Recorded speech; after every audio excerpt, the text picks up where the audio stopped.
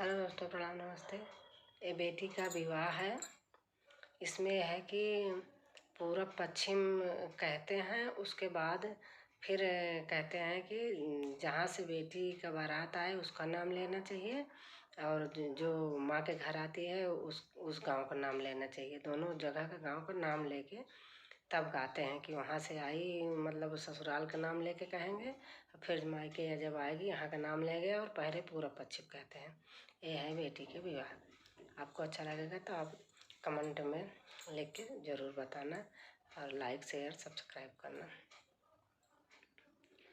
कौने सहारावा से उड़ाला सुगनवा हो, कौने सहारा मेला राय, कौने सहारावा से उड़ाला सुगनवा हो, कौने सहारा मेला राय, पूर्व सहारावा से उड़ाला सुगनवा हो, पश्चिम सहारा मेला राय, पूर्व सहारावा से उड़ाला सुगनवा हो, पश्चिम सहारा मेला राय,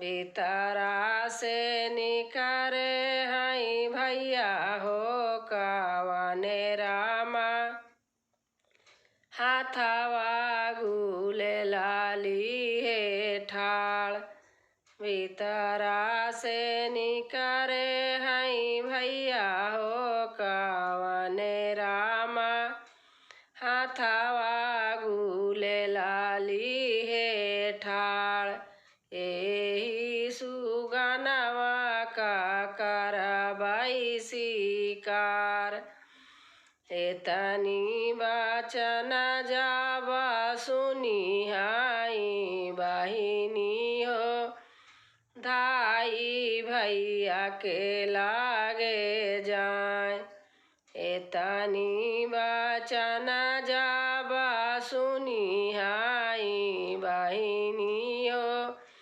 धाई भैया के लागे जाए।